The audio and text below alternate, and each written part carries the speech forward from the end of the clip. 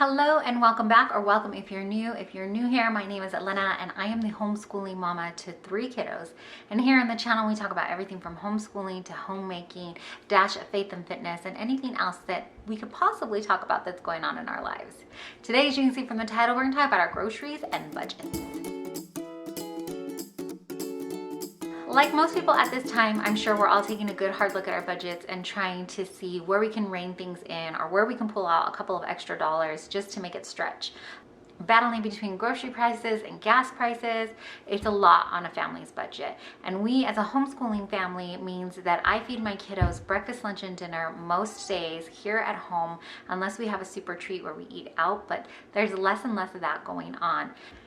Less eating out because we actually moved to an area that doesn't have as much fast food readily available for us. It's a smaller place, which works well for us. And the other thing is between food allergies and sensitivities, it just can kind of be tricky sometimes. Plus, there's the budget thing.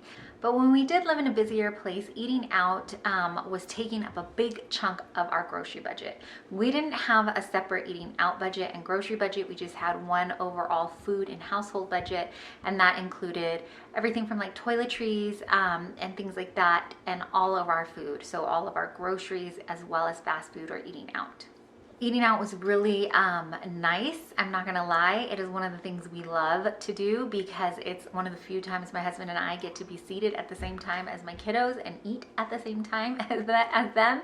Most of the times we're busy serving up plates, and by the time my husband and I sit down, or I sit down with the kids, my kids are ready for seconds and my husband and I are just sitting down with our first plate.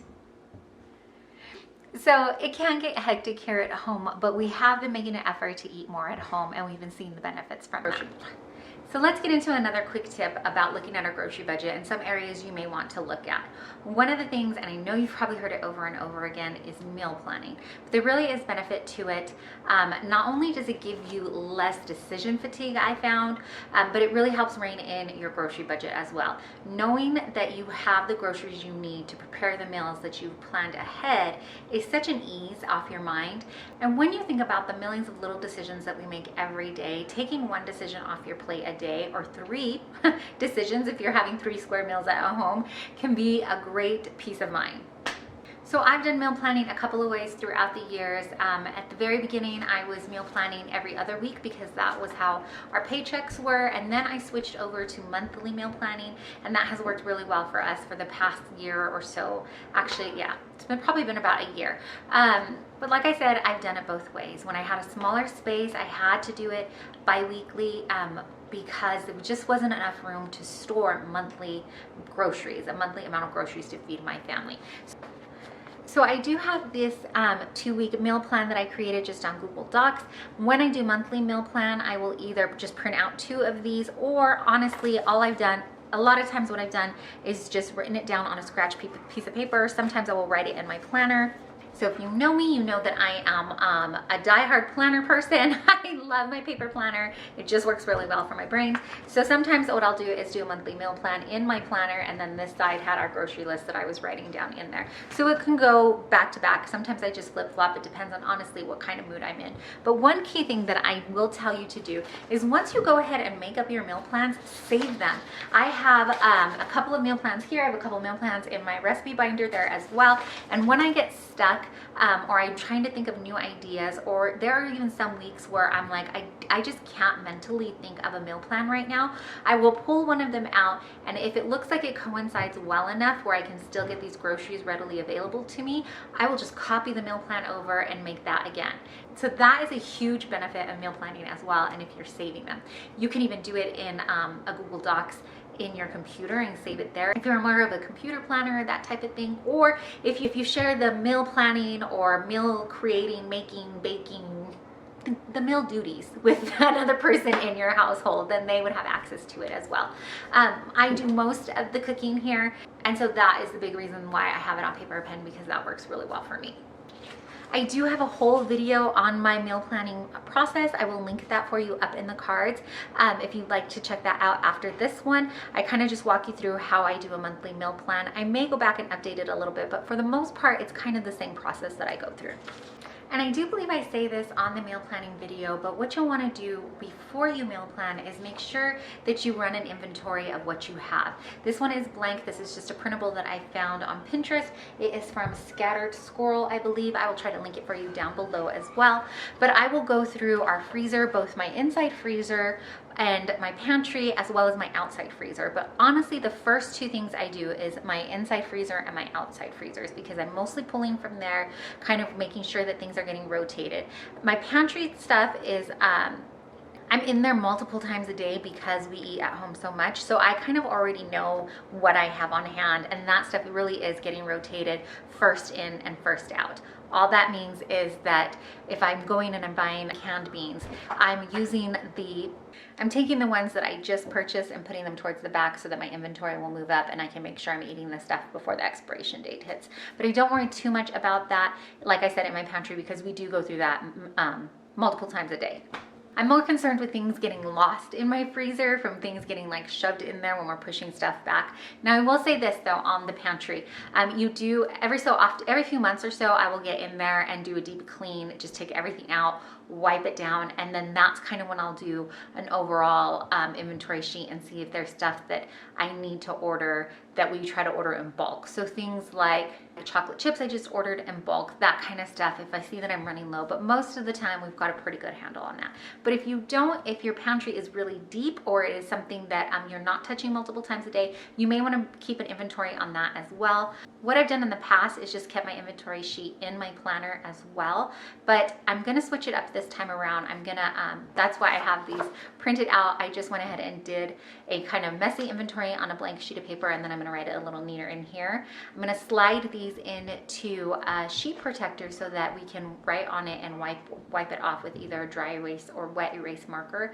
I'm gonna take that sheet protector with this inside and tape it to the inside of our pantry. From our freezer, I'm just gonna go ahead and put it right up on here so that as we're using things, if my family is pulling stuff out, and when I mean my family, I really just mean like my husband and my oldest son, because they're the ones that are mostly doing the pitching in and taking stuff out from the freezers, they can mark down if they've used something up. So inventories are a great way for you to keep a handle on the food that you have and make sure that you're using up what you have. The other thing you'll want to do is shop your grocery ads when you can. Now, when I say when you can, it's because sometimes the grocery ads are not always going to be things that your family purchases. And so on those occasions, you'll have to just go and search the best price around. But generally speaking, the things on the front page or the first page of your ad are the things that are the best deal at the store. They're typically selling things at the lowest prices that they can offer. So if you see the cuts of meat, those are the ones that are kind of their best deal right now. Now, when you go into the store, you may want to also check the clearance. That stuff has is probably nearing the expiration date on it. We like to buy it and just put it in our freezer if we spot a good enough deal. Another way is by looking for reduced or on your clearance. So if you do pick up, you do miss out on this, but pickup again may save you dollars because you're not spending extra. So these are just a couple of things we found this trip. I like to look, especially our grocery store does have a clearance section, but like some of these, this was just in the regular one, in the regular section. It was not in the clearance one. And then this was actually in the deli section as well. So this is a whole turkey breast for $1.99. I'm going to shred this up. And then probably freeze it because we're not going to use it tonight, and then maybe just add it to a casserole. This is cereal. It was a total splurge, but for $1.50, I figured we could go ahead and do that. And then these I got for my husband and I. I'm going to go ahead and toss these in the freezer because we're not going to have them within a couple of days here. And their expiration is coming up, and that's why they were on clearance. But looking for clearance or markdowns is another way to try to save on groceries. The other thing I like to do is make sure that I am making freezer meals when possible. So I will be buying stuff in bulk. We shop at Costco because that's what's closest to us, and I will buy, like 10, 20 pounds of chicken if I can, and then make freezer meals from that. I do have videos on my freezer meals, monthly freezer meal preps that I do. I will link that for you as well in case you want to check those out. But take a look at your grocery ads and see if you can think of any ideas of meals you can make from those sale priced items. And then lastly, what I want to share with you is how we're going to go forward and try to make sure that we're sticking with our grocery budget. So all this inventory making, shopping from your pantry, making do with what you have, looking at the ads, meal planning, all this stuff is great. Freezer prep, love it.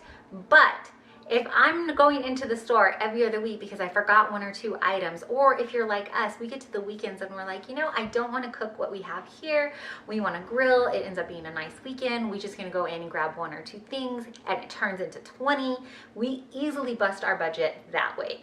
So what I'm going to do so that we don't lose kind of the fun of doing that, because yes, that is kind of fun for us when we're able to just run in and do something different. It doesn't make us feel so confined to our meal prep or our meal plans. But what I'm going to do, or what our plan is to kind of stick to it, is to go back to cash envelopes. We were using cash envelopes before for a little while and we kind of got away from it, and I think it's time for us to return. So if you're not familiar with cash envelopes, basically what you do is you have a little envelope or a little section in your wallet or your purse, and you put the cash in that you have allotted for that particular budget. So for us, it would be groceries. Now, say we've allotted $100 a week for groceries. We don't. It's probably much more than that. I don't know what it is per week actually, because we do it per month. But anyways, 100 sounds like a nice round number. If you allotted $100 per week for your grocery budget, you would go into the bank, or you could go out to the ATM, pull out your $100 and put that into your cash envelope. Then when you go to the grocery store, you only allowed to spend what you have cash for. Now, if you have extra left over and you get to the weekend and you decide, I want to go do a sweet treat, or I'm going to, doesn't have to be sweet, it could be whatever kind of treat you like, but you're gonna go back to the grocery store, you only have what's left of your $100 budget, and that's all you have to spend. And I don't know if it's ever happened to you where you get to the front and you're like, oh yeah, I just don't have enough, we're gonna have to put that back. But I always am like, oh man, I don't want to do that. So I try to estimate as best I can before we get up there, and that happens. But knowing that's all that I have to spend really helps, because that's all I have to spend, and I can't overspend if I don't have it, right? Versus when I'm swiping the card, it's a lot easier to get carried away with my budget and not really remember it. An option to that though is if you don't feel comfortable carrying cash, because a lot of people, that's kind of something that they're uncomfortable with the cash envelope system, is carrying that much cash, is to use a paper instead and kind of use a check register, if you will. Some kind of expense sheet so that you can see how much you are spending in your budgets. I've just recently added some to my planner, so you could have a sheet printed out and have your budget written on there, and then as you go into the grocery store, you would just mark down how much you spent and how much you have left. Now, if you're disciplined enough to not overspend, that would work well.